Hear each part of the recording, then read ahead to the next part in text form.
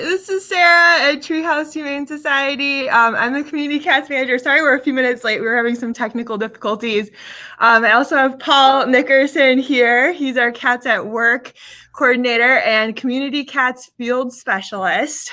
So we're just going to be talking to you guys today a little bit about some of the most popular TNR questions that we get, also just our programs a little bit, but we also would love to see any questions that you guys have. So if you have any, please do just ask away. So first, let me just talk a little bit about our TNR program at Treehouse, and then Paul is going to talk to us about our Cats at Work program. And please just let us know if you have any questions. So here at Treehouse, we have a pretty small little community cats program of 3 people. We're about to have another person as well, which is very exciting. But we actually manage over 1,100 colony caretakers. These are all super amazing folks who basically take it upon themselves to be responsible for a colony of cats that live outside.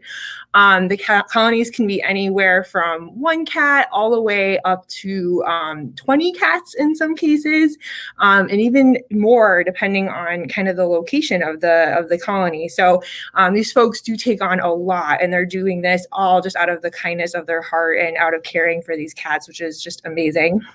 Of these colony caretakers, they take care of over 4,000 cats. So it's pretty amazing.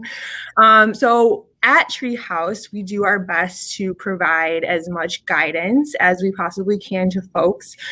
We get all kinds of different questions, and we just do our best to try to help folks manage their colonies. In some cases, we are able to go out and help. Those are, always we want to help as much as we can physically.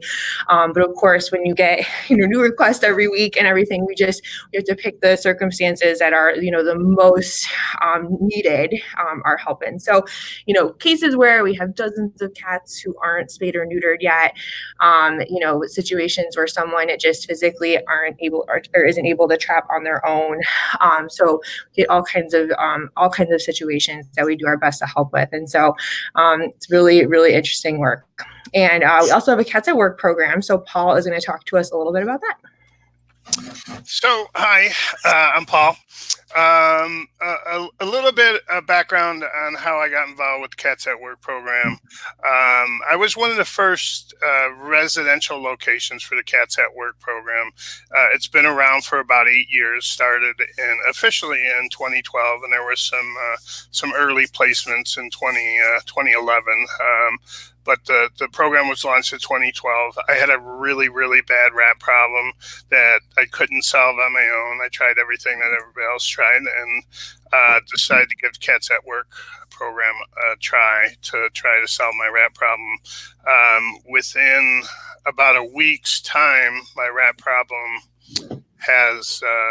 was solved, and I've been rat free for about 8 years now. So the program was designed to give feral cats that are in danger of being euthanized a second chance, a second lease on life. Chicago has such a really rampant rat problem. We're always number 1 when they do the annual surveys. I think Orkin puts out the annual surveys every year. So it's a natural fit between people that have a rat problem and people that cats that need a second life, and most frequently they're in danger of being euthanized. And over since 2011, since its inceptions, we've placed over 1,000 cats in the Cats at Work program. So it's been overwhelmingly successful. That being said, one of the most important aspects of relocating cats through the Cats at Work program is it needs to be considered as a last resort for the cats. There's other options available for feral cats other than relocating them. If you think about any wild animal, such as a feral cat or a raccoon or a squirrel, where they live is their home territory, and that's where they were born and raised, and that's their territory. And when you uproot a wild animal and put it in a new territory, it's very disruptive for them. And it's not a perfect solution. It's not the best solution. There are other best solutions. So it has to be an absolute last resort to relocate cats. And most frequently, the cats I relocate are feral, and they come from animal care and control. So they're most likely destined to be euthanized from animal care and control. So other options, if you have a feral colony, probably most frequently the number one reason for needing to relocate a colony is you lose the caregiver. The caregiver might go into extended care or foreclosure. There's been some foreclosures recently, and we try to work through with the person that wants to relocate the cats. Try to find alternative caretakers or something like that. Sarah, do you have anything else to add on Cats at Work? I think that's great. It's just an emphasis, like you said, on we never want to do this just because, we have people who want cats in our Cats at Work program. We always want to have cats to give people who are looking to host a colony on their property, but it's so much of it depends on whether they're actually cats that need to be relocated. It's just never want to take them out of their territory unless we really have to. And with animal control, it's the reason, I think, speaking to why they can't say it, animal control is an important point too. So, if they do get brought to animal control, it's typically because there isn't somebody taking care of them, or there's some reason why they can't remain in the territory that they were in. And so they're not adoptions candidates. And so one of the other topics that we wanted to touch on a little bit today is why feral cats do best outside and why they aren't, necessarily the kind of cats that we would want to bring into a shelter to go up for adoption. So once they're at animal control, this is just a really stressful circumstance for them to be in. It's not because they're in a cage necessarily. If they were in one of our colony rooms at Treehouse up for adoption, that would be just as stressful for them as being in a cage. It's just a matter of them being indoors, surrounded by people in a changing environment that is completely different than what they're used to, which is being outdoors and having, kind of their own free will to do what they're used to doing. So do you have anything to add to that, Paul, about why they... Given enough time and resources, you can probably socialize. I venture to say most feral cats you can, but that's given the time and the resources to do that. It's very resource intensive to try to socialize a feral cat. Like I have my 3 cats in my garage. One of the cats has been sick a couple of times over the last 8 years, and I've brought it to the vet, and it needed to rest up in my house to get well and everything. And it basically became a house cat.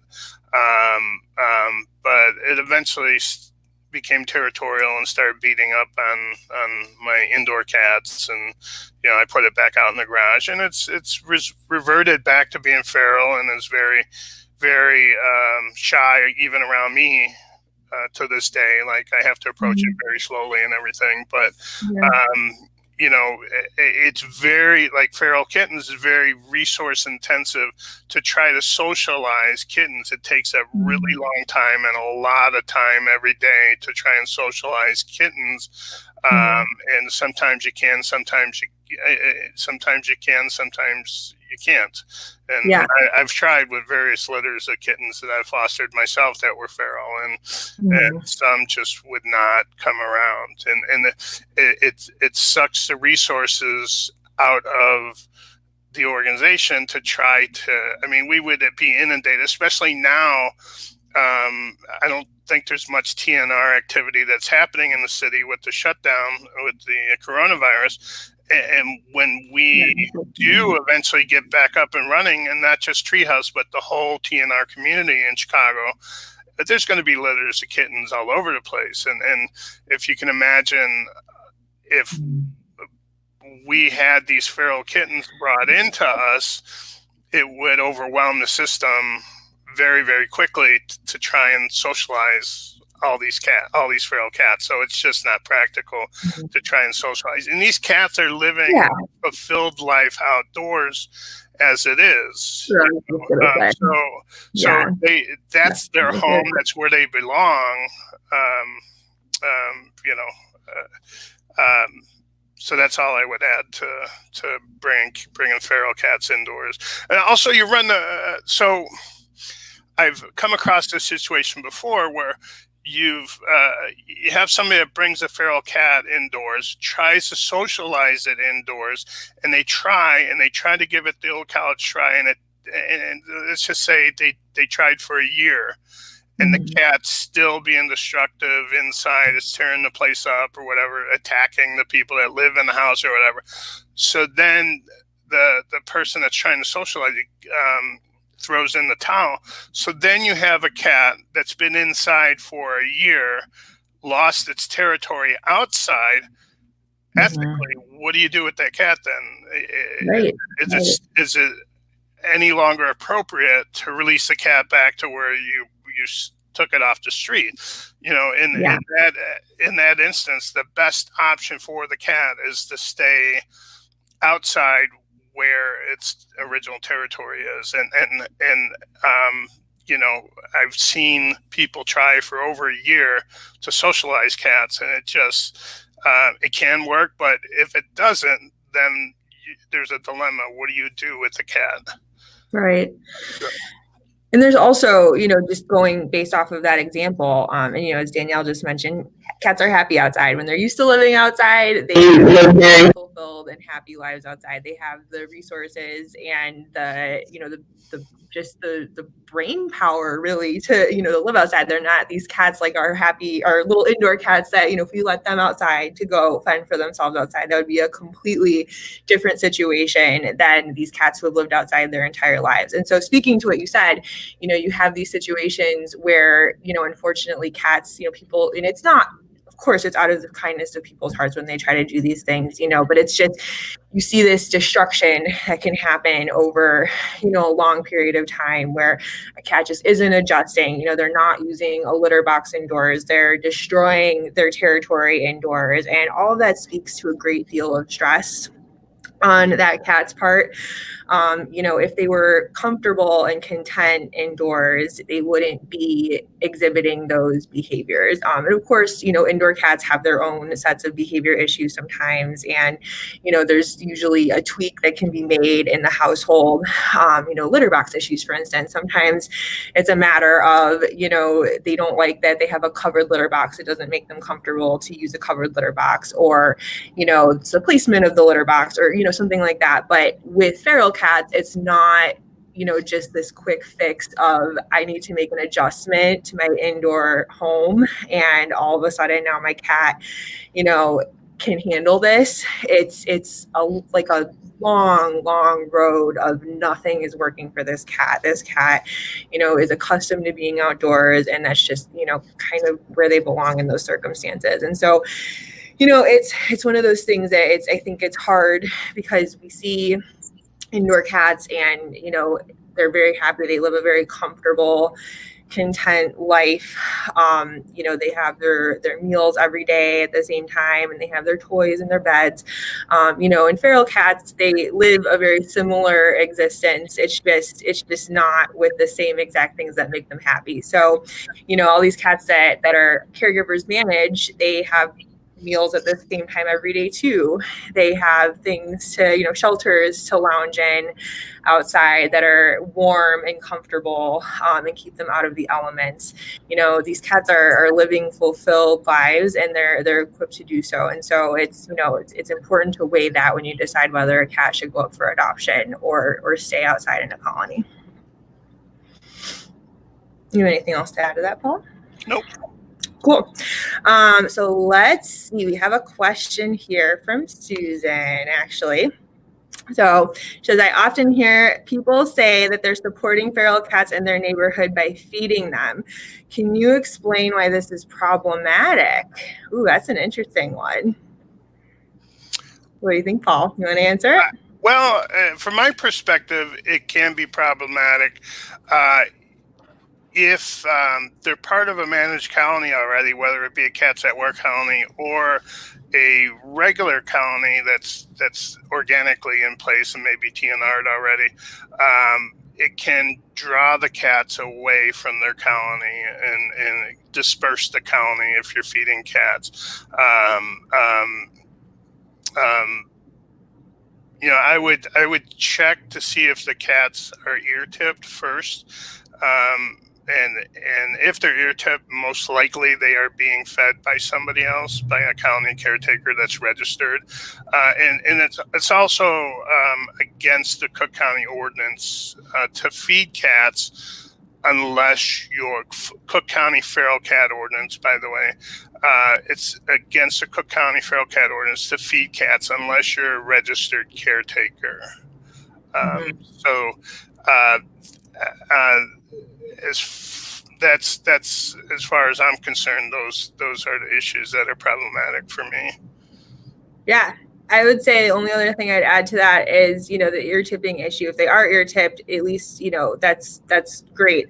But if they're not ear tipped and you're feeding cats outside, you're kind of creating a hub for breeding to start taking place as well. So part of that ordinance and why it's important and why we do ask people to register is so that way we can help you get your cats trapped, neutered, and returned back outside. Because if you don't neuter them and you're feeding them, you're basically kind of creating a nice little place for these guys to all mate with each other and create kittens. And which is, kind of what we're trying to avoid, essentially. If you're feeding one or two cats and they're not ear tipped, you will be feeding 15 or 20 of them within a year to 18 months or more. Quickly. So if you are feeding feral cats and they're not ear tipped, please have them TNR'd right away, and it'll stop the cycle of babies being born. Yeah. Yes, definitely. And so Susan says that makes sense. But what if people can't afford to have the cats spayed and neutered? So that's a really excellent question. And a few things to keep in mind with that. So there are a couple of low-cost spay neuter clinics in the city of Chicago. So we will hopefully have our third in 2021, which is very exciting. But we have Anti-Cruelty Society and PAWS. They both do offer pretty low-cost services. Feral cats, actually, if they come in a trap, are free at Anti-Cruelty Society, I believe, for the surgery. They just ask that you pay for vaccines and the microchip that goes along with that package. Additionally, so at Treehouse, we do also work with folks to do TNR as well. We offer a $30 package, but of course that can add up if you're working with a colony. That's, some folks reach out once they have 15 cats or more on their hands. And so of course that can really add up. So a couple of things to keep in mind is please know that you're not alone in doing this. You may be the person who's feeding the cats every single day, but you're really doing a great service to your neighborhood by TNRing these cats. And so it can take some education to your neighbors and to folks around you.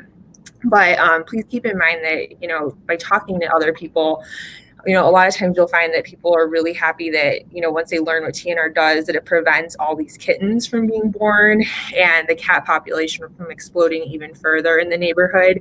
It's a great way to kind of pool resources and get this taken care of as a team rather than in a community, rather than just being put on one person.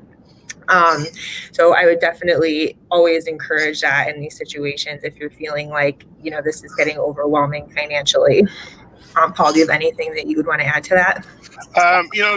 What I've seen in the past as well. Also, Paws Chicago on 26th Street has, if you live in certain zip codes, and it's free. Or if you have a medical card from the state of Illinois, the TNR surgery is free. I think the medical card is universal. You don't need to be in the zip code. But if you live in certain zip codes, and most of those are on the south and west side, yes, mostly south and southwest side. There's a map on my desk.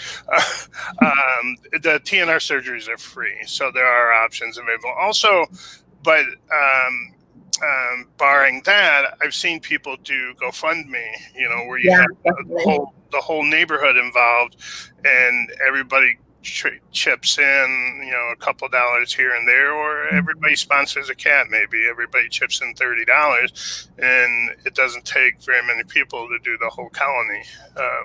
So there are creative ways of getting it done. Definitely. And it's an investment too, in a way, like if you get your colony all spayed and neutered, at one time, also you're preventing you from having to do that in a great deal, or in great numbers in the future as well. You may have a new cat show up from time to time, which might not be spayed or neutered, but you're not going to be looking at another gigantic group of cats that needs to be spayed or neutered as well. I hope that helps. We have another question from Angela here, it looks like. I can read off the zip codes if anybody we'll do that. wants to. Perfect. Thank you, Paul. And then we'll get to Angela. Yeah, go right ahead, and then we'll get to Angela's question. Okay, so the zip codes, the free zip codes for PAWS, their target zip codes are 60623, 60632, 60609, 60629, 60636, 60621, 60628, and 60617. And the city of Chicago is kind of divided up into different segments for TNR groups, according to the Cook County Feral Cat Ordinance, and Treehouse handles mostly the north side, north of Roosevelt Road, I believe, and PAWS handles the south side. And there's a number of different other agencies that handle different parts of the city. PAWS handles the south side. Treehouse handles north of Roosevelt Road. Yeah. So that's why all these zip codes that PAWS handles are on the south and southwest side. Yeah. Awesome. So Angela's question here is a really good one. So how do you deal with neighbors who don't like stray cats? We have a new neighbor, and I explained about the first one. I had TNR'd. He was okay with her, but there are a few others hanging around who I haven't caught yet. Should we not feed any cats not TNR'd? It's a very good question. I'm going to first start by dealing with neighbor issues. So neighbor issues can definitely be very difficult. Just not everybody likes cats, unfortunately. And so it can definitely lead to some tension. I think it's great that you've explained TNR. I think that's automatically, it's always what we tell people to do right off the bat is try to have a conversation first and try to, calmly find out what that person's concerns are. So that way you can, kind of, number one, it shows that you care. And number two, it just, it makes sense that not everybody understands what TNR is, and not everybody understands why people feed feral cats and why they need our assistance. So I think having that conversation is great that you started there. So with other things that happen with neighbor issues, I do always, if you're not registered as a colony caretaker, I do highly recommend registering with an organization.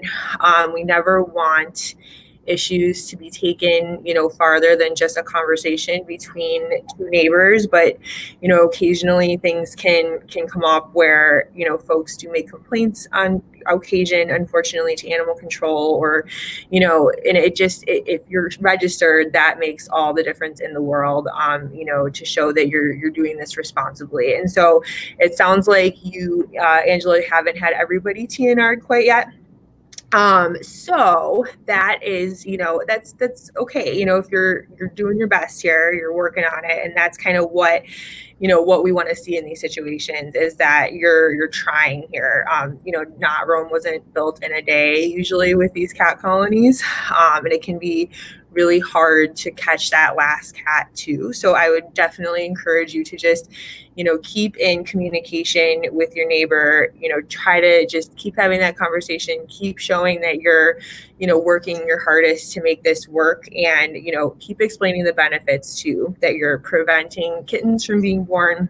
TNR, the cats are going to be there. Like, the thing to keep in mind is the cats are going to be there. There are resources in your area. And if you stop feeding them, it's likely that somebody else, is also feeding them or will start feeding them. Something drew the cats to your area. And so, just working on TNRing them is the way to go. And so I always try to think of it as, they're kind of like squirrels, raccoons, skunks, like all of these animals are going to be there no matter what we do. And they have the right to be there too. So just always keep that in mind. And Angela did mention that she's not in Chicago, she's in Northwest Indiana. So, probably since you're not in Cook County, I would say there may not be a registering organization to work with, but if you have an organization that you're working on TNR with, I would also speak with them about any advice that they can offer in this situation too. Something I might add to that is when you remove cats from an area, the rats take over. More cats too. What's that? And more cats will get some. But it's the predator pheromones of the cat that keeps the rats away. And when you remove cats from an area, the rats take over. So there's a community interest in having a rat-free community.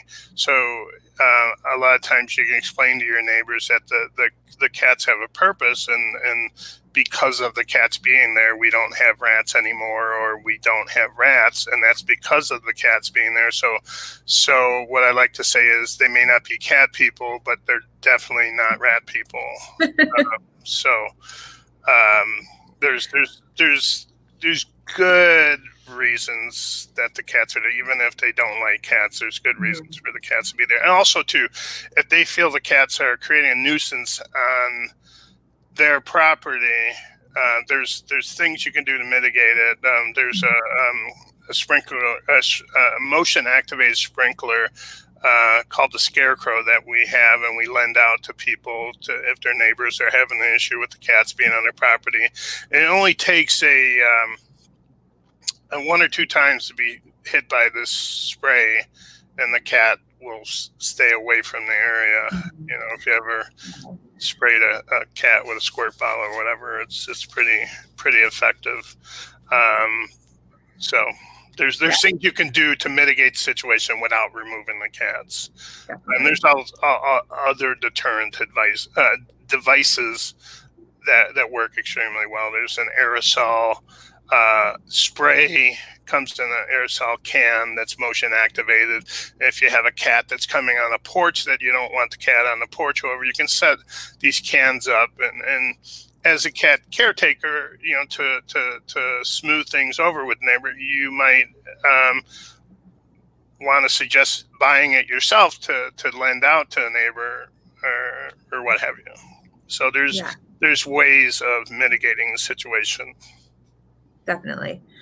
And I would also, I don't think I mentioned before too, TNR as well. It not only gets rid of a lot of the nuisance behaviors that you see, so like spraying and fighting and just yowling and things like that tend to definitely decrease a lot, if not completely go away once TNR has happened. But it also stabilizes the population, as we've kind of alluded to this whole time. So not doing this, not taking care of the cats, and not TNRing them, likely what you'll see is they'll continue to stay around the neighborhood, but they just will make more of themselves, essentially, which will create even more of a problem. Also, too, they're called community cats, and the whole community gets involved with watching out for them and everything. And it could be that the new neighbor might not enjoy them now, but they may endear to them eventually, and maybe they could win the guy over or whoever it is, you know. I like that. Cool. All right. Well, we don't have any other questions coming up at the moment. So why don't we talk a little bit about another common question that we get, which is about what to do when we find kittens outside. So we, times are a little bit strange, of course, right now with COVID-19 going on, and unfortunately, clinics not being open for TNR. So we're actually following the guidelines of, and we encourage, other shelters to do the same, the National Animal Care and Control Association. They are recommending that we just let kittens remain with their moms currently. Mom can do the best job caring for them, and they do a much better job than people do. So in every circumstance that we can, we should always just be letting moms, handle their kittens for right now, and just kind of let them be for the time being. Really hoping that this doesn't go on forever, because obviously that will lead to a population boom. But we're just gonna have to play this by ear as time goes on. But generally in these situations, we would recommend, it depends on the cat's age. So moms give birth, and they of course take care of the kittens until they're weaned. If anyone has never taken care of a bottle baby before, it is a lot of work. You're up like very, very frequently throughout the night, every few hours or so, bottle feeding the litter. And, it can be hard too. Mom does the best job of feeding these kittens. Kittens aren't always, excited to take a bottle from a human. Moms just kind of, they know what to do with their mom. You also do have to stimulate the baby to go to the bathroom, to urinate and defecate, which is also an interesting experience that mom does a great job of. And we can replicate it, but we can't do as good of a job as she does. So there's a lot of effort that goes into caring for these babies, and mom is, extremely equipped to do this herself. And so we do always recommend leaving moms and babies alone, particularly for the first 6 weeks that the babies are alive. So once they're 6 weeks old, the kittens can wean from their mom, and they can be socialized and go, eventually up for adoption, which is awesome. 6 weeks is when they can wean, they can eat on their own. They can't eat on their own before that, but 6 weeks is kind of an ideal age to be taken away, because that's when they would naturally wean. It's also the age where they will be unhandleable when you grab them. They're definitely not excited at that point, but they do socialize very, very quickly with just a little bit of human attention and love at that age. So the farther you get past 6 weeks, the harder it can be to socialize cats. And so we do recommend usually when you reach about 12 weeks old is when TNR tends to be a better option for them, and keeping in mind that these kittens have been outside for these 12 weeks. They have learned really valuable skills. And, these are cases where we would always want to be trapped, neutering, and returning them to a caregiver who's going to continue to take care of them every day as well. So it just depends on the age, mainly what ends up happening. And then, of course, at 8 weeks, they can be spayed or neutered, and typically still socialize at that age if that's when you catch them. So always an adventure with kittens for sure, but it kind of just depends on the situation. And so there are cases where a mom may not be safe, a mom and babies, and you may have to make a different decision. Paul, have you ever come across any situations like that, or have any examples of that? I do not. Okay. The ones I've ever heard of have been so keeping in mind that moms do a pretty good job of, they know where to have their babies, that, in areas that tend to be safe. But occasionally places that are made by humans can seem very safe to them at the time, but actually are not very safe in the long run. So places like window wells, or like under a deck of a building that maybe isn't in great shape, places like that look safe, but, could not be safe as time goes on. These are situations where we wouldn't necessarily want to like bring them inside for care. It can be very, very stressful for a feral mom to come inside with her babies. And she can actually stop feeding them. It can cause the mom to become ill because of the stress that they're going through being placed inside. And so in these cases, we would recommend trapping the family and basically moving them to a safer location. You can put up like a feral shelter for them to hang out in, but just basically can trap the babies pretty easily and then use them kind of to get mom into the trap. So we place one trap with the babies and then another trap here. So the mom will hear the babies in the back of the trap and go in, and then you can more easily move the whole family at one time. So another point that I realized I didn't mention is if you find abandoned or seemingly abandoned babies outside who seem to be in that 5-week or younger age group, it kind of depends what you need to do. So if you want to first watch always for about 3 to 4 hours to ensure that mom hasn't just left the area for some reason. She might be off hunting, or she could be in the process of moving the babies to a different location. I think a lot of very kind-hearted people who see babies by themselves outside think like these babies need to come inside right now because they're unsafe and they're by themselves. A lot of times they are not by themselves, or not most of the time they're not abandoned at all.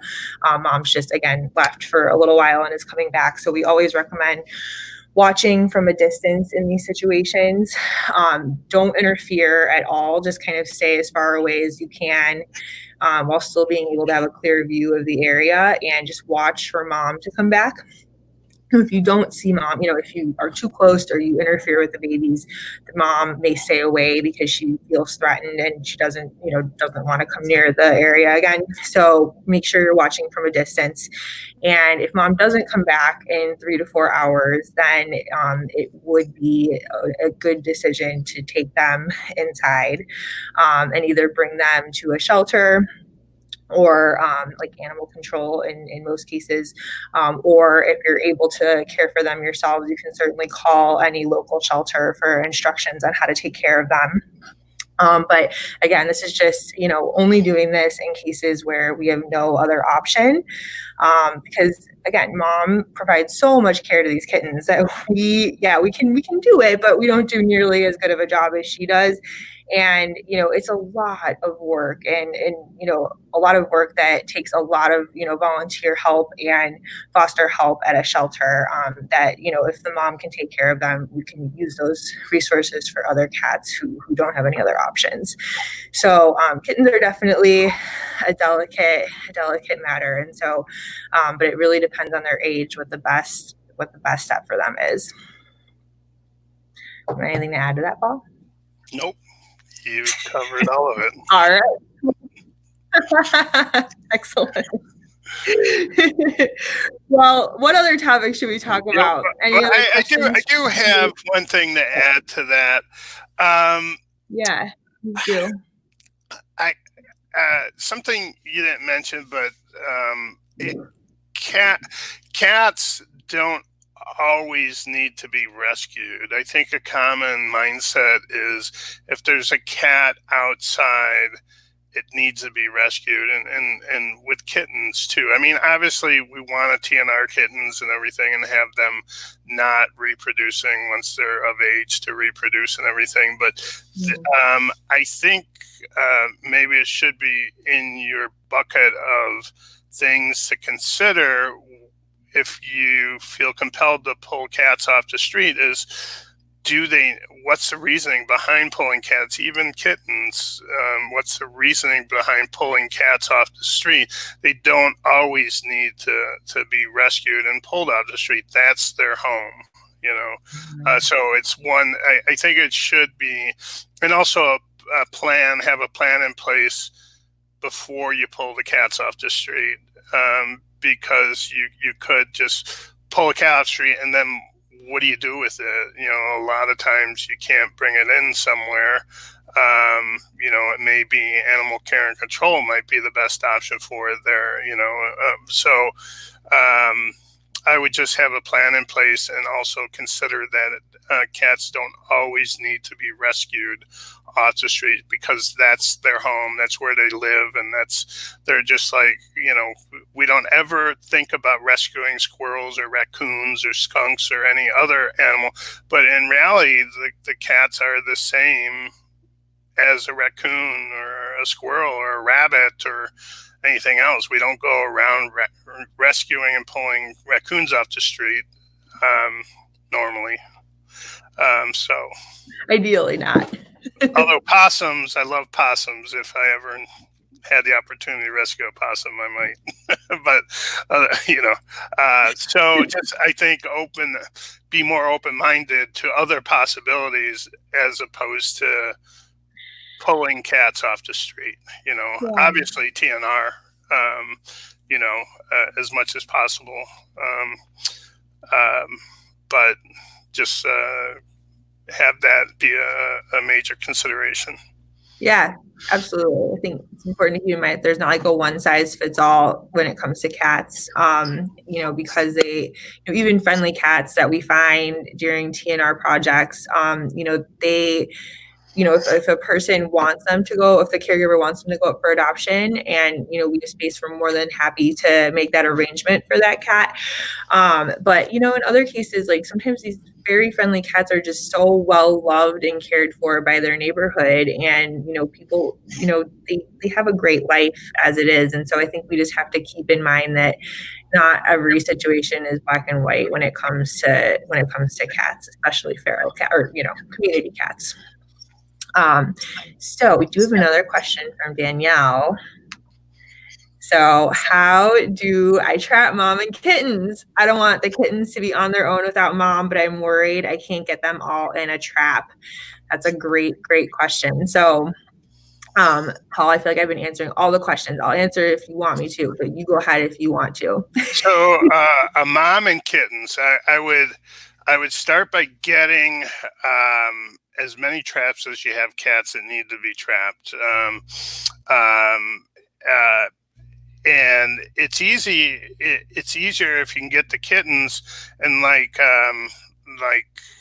Sarah mentioned, some people call it a box car, where you'll take one trap with the kittens in it, and then set up another trap in front of it, and then the mom cat's compelled to go in the trap to get to the kittens. And you have to be creative. Sometimes the traditional traps don't work, and you might need to use a drop trap where if the cats are trap shy, you might have to use a drop trap. And we have a couple of drop traps that we loan to the public. And it's basically a drop trap is if you think of the old Roadrunner cartoons where you have a box and a stick and you put food in there. You wait for the cats to go in there to eat the food, and then you pull the stick out and it drops on them. Not on them, but around them. Around them, it drops. Yeah, exactly. It's not like Roadrunner where the anvil drops on them, but the box trap drops over them and it traps them, and then you can corral them from there.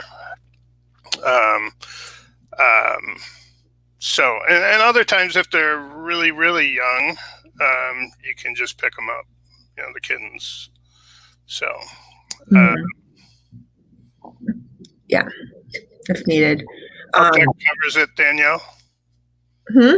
I said, I hope that covers it, Danielle. Oh, one other thing I think to keep in mind too when you're trapping kittens is that they do tend to follow each other into traps too. So I think a lot of folks think it's a great idea, as Paul said, to always have as many traps as you have cats that you're trying to catch just in case. But I think a lot of people find in these situations that you'll trap 3 or 4 kittens in one trap because they just all follow each other into the trap for the food that's in the back. So that's always a really great, a great sign of great luck as well in those situations. So thank you for that question, Danielle. Well, let's see, what else can we talk about? So how about some fun trapping tips? that we've learned over our time doing this. So what bait have you used, Paul, that's worked the best when you're trapping cats? My go-to is always tuna fish, but mackerel, canned mackerel. If tuna fish isn't working, canned mackerel is extra stinky. It's got the aroma factor and everything, so it's more aromatic than tuna fish. So if tuna fish isn't working, I might try canned mackerel. Also, I've never used it, but I've heard a lot of people talk about using chicken fingers or fried chicken from KFC. It works really, really, really well. But if you have a cats or a cat that is not going in the trap, you might have to trap condition the cat. They call it trap shy. You might have to trap condition the cat by feeding it outside the opening of the trap and slowly moving the food further and further inside the trap over time. And it could take a few days to accomplish this, but eventually the cat, and you have to zip tie up the flap of the trap so the cat so the door doesn't fall down while you're doing this. So then eventually the cat works its way and feels more and more confident to eat from the back of the trap. And then one day when it's reliably eating in the back of the trap, you cut the zip tie, you set the door with the trip plate, and then the cat will go in there and step on the trip plate and it'll shut the door. Also great when you have like one particular day that you need to catch the cat on. If you have a particular surgery day scheduled, start doing that. Like, I have to trap on Wednesday, so maybe start the Wednesday before that. And, it probably won't take a week. It depends on how stubborn the cat is. But, if you start a week ahead, that cat will be really comfortably eating in that trap by the time the next Wednesday comes around, and you're much more likely to trap the cat when you need to. It's all about breaking down any suspicion that they're feeling in these situations. So yeah, that's always super helpful. And you can do it with any cat, even if you're not sure if the cat's going to be stubborn or not about going in the trap. You just do it to be safe. I would target perhaps 2 days before surgery to trap them. They're okay to stay in the trap for a day or two. Invariably, when it comes to trap them and you have surgery scheduled for the next day, unless they're reliably going in the trap, however, it can be very difficult to get out. There's always stragglers at the end that won't go in or whatever, but I would target, say, if you have surgery scheduled for a Monday, target to trap the cats. Have your feeding schedule, and that's another thing. Feed them on a regular schedule. Feed them once a day, at 8 o'clock every night, and then if you have surgery scheduled for a Monday morning, target trapping them Saturday evening, and then the schedule. There was something else, and I lost my train of thought. But yeah, the schedule. I lost my train of thought. So keep in mind with that, if you're doing that, make sure you have a place to keep them while you wait. So a basement, a garage, depending on the weather, you definitely don't want to keep them in a garage when it's super cold outside or super hot outside. But, a climate controlled, and especially for recovery purposes too, if you plan on using the same place to recover the cat in, we just recommend keeping them in a trap for 24 hours prior to releasing them back outside, just so they can get all of the anesthesia out of their system. The last thing you want to do is release a stumbling kitty back outside. So 24 hours is a great amount of time to just make sure that all the anesthesia is out of their system. So if you are using the same place to keep them for that, 24-hour or, even up to 48-hour period prior to surgery, Just make sure that it's a climate controlled area, because the only other issue that cats kind of run into when they're recovering from anesthesia is that they can't control their temperature, their body temperature. So you don't want to put them in a really cold area or a really warm area. You just kind of want it to be that nice, like 65, 70 degree temperature range for them. One other thing I will say back to the chicken. So I've heard mixed reviews on the chicken. I have actually not ever had to use chicken either. Tuna has generally worked fine in my circumstances, but just be cautious if you are using fried chicken. It can definitely upset their stomach. And so, of course, we want to make sure we trap that cat, and so if it comes down to needing to, reach that level of, of goodness when it comes to cat treats, so use a very little bit of fried chicken. I've also heard rotisserie chicken can work a bit better on their stomachs, which, that makes sense. Don't need oil in there. I remembered what it was I wanted to talk about. So you want to withhold food the day before you target trapping. In that scenario I mentioned, if you have a Monday appointment for surgery, you want to target Saturday evening, but don't feed them Friday evening, the Friday evening feeding. Withhold the food, and that makes them extra motivated and extra hungry to go in the trap. But one of the first things you have to do when you want to target a project is to get them on a feeding schedule. Because if they're not on a feeding schedule, it's going to be very difficult to get them to go in the traps when you want to get them in the traps. It's resource intensive and time intensive and everything. You want to get it done, like clockwork, and get them all when you're trying to target them to get them into surgery. And it can be very difficult, if not impossible, to do it if they're not on a feeding schedule. So feed them, pick a time that works for you, but feed them at the same time every day. And then when it comes time to trap them, withhold the food the day before, then feed them at the regular time on the target day when you want to trap them. Yeah, absolutely. That's true. That's very important. We do have one more question from Angela. So this is a great question. Is it standard to vaccinate and or microchip TNR cats? Which vaccines do they typically receive when TNR'd? So yes, typically the TNR package does include vaccines as well as a microchip. And actually, at least in Cook County, our ordinance does state that when cats are TNR, that these vaccines should be given and a microchip should be placed. So we do an FERCP vaccine for the cats as well as the rabies vaccine.